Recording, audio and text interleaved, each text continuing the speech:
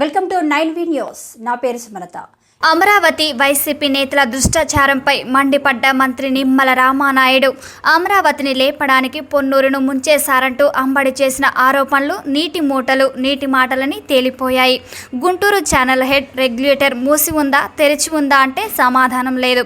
చెబ్రోలు, తాటికొండ, మంగళగిరి, పెద్దకాకాని మండలాల్లో 200 నుండి 300 మిల్లీలీటర్ల వర్షపాతం నమోదు విషయం తెలుసా అంటే సమాధానం లేదు. పొన్నూరు పైనే కాదు, ప్రకాశం బ్యారేజ్ గేట్లు పనిచేయడం లేదు. బెజవాడ మునిగిపోతోంది. కాఫర్ డ్యామ్ కొట్టుకుపోతోంది. తుంగభద్ర గేట్లు లేవడం లేదంటూ నిత్యం అబద్ధాలు, అసత్యాలే వైసీపీ ప్రచారం. వైసీపీ మీడియా, సోషల్ మీడియా ప్రజల్లో భయాందోళనలు, అనుమానాలు రేకెత్తించడం, అశాంతిని సృష్టించడం లక్ష్యంగా పనిచేస్తున్నాయి. నేతి బీరకాయలో నెయ్యి ఉందన్నట్లుగానే వైసీపీ నేతల మాటల్లో నిజాయితీ కూడా ఉండదు.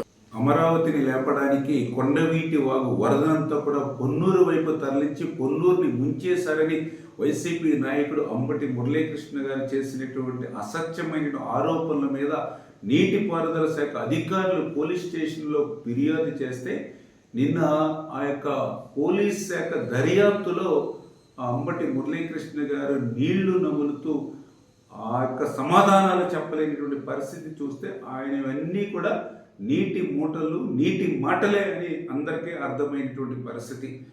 కొండవీటి వాగుకు సంబంధించినటువంటి వరద నీటిని కేడబ్ల్యూ కాలువలోకి వదలడం మీరు చూసారా అంటే సమాధానం లేనటువంటి పరిస్థితి.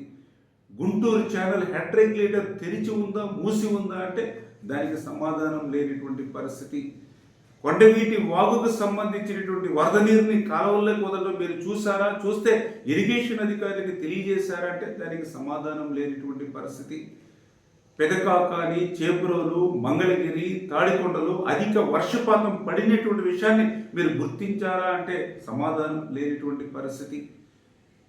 చేబ్రోల్లో 299 మిల్లీమీటర్లు, పెదకాకానిలో 260 మిల్లీమీటర్ల వర్షపాతం నమోదైన విషయాన్ని మీరు తెలుసుకున్నారంటే దానికి సమాధానం లేనటువంటి పరిస్థితి.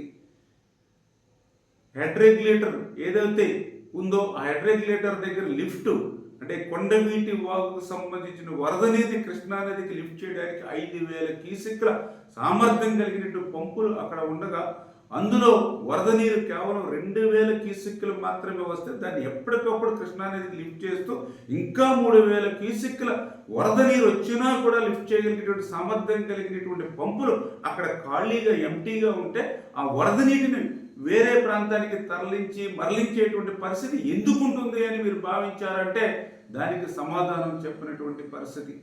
అంటే ఈ రకంగా ఒక్క కొండవీటి వాగు వరద నీటి గురించే కాదు, ఆ ప్రకాశం బ్యారేజీ గేట్లు పనిచేయట్లేదు, బెజవాడ మునిగిపోతుంది. పోలవరం ప్రాజెక్టు కాపర్ డ్యాము కొట్టుకుని పోతుంది. తుంగభద్ర ప్రాజెక్టు గేట్లు పనిచేయట్లేదు, ఖరీఫ్ పంట ఉండేటువంటి పరిస్థితి లేదు. Kondaveeti Vagu head regulator leak అయిపోయి అమరావతి వైపు నీరొచ్చి మునిగిపోతుంది. ఇట్లా ప్రతిరోజు కూడా ఈ వైసీపీ నాయకులు తమ సోషల్ మీడియా ద్వారా, తమ యొక్క అనుకూల మీడియా ద్వారా నిత్యం ఆరోపణలు, అసత్యాలు, అబద్ధాలు చెప్తూ ప్రజల్లో ఒక భయాందోళన సృష్టిస్తూ ఒక అశాంతిని రేకిస్తున్నటువంటి పరిస్థితిని ప్రజలందరూ కూడా అప్రమత్తంగా గమనించాలని చెప్పి తెలియజేస్తూ దానికి ఉదాహరణే ఈ అంబటి మురళీకృష్ణ చేసినటువంటి అసత్యమైన ఆరోపణలు ఏవైతే నీటి మూటలు నీటి మాటలను ఏదైతే నిన్న తేలిపోయాయో అంటే ఈ రకంగా వీళ్ళు చేసేటువంటి ఈ అసత్యమైనటువంటి ప్రచారం అంతా కూడా నేతి బీరకాయలో నెయ్యి ఉంటుందని నమ్మడం ఏ రకంగా ఉంటుందో ఈ వైసీపీ నాయకులు మాట్లాడేటువంటి మాటల్లో కూడా వాస్తవం ఉండదు అనే విషయాన్ని కూడా ప్రజలంతా కూడా గమనించాలని చెప్పి మీ ద్వారా తెలియజేస్తూ ఉన్నాను.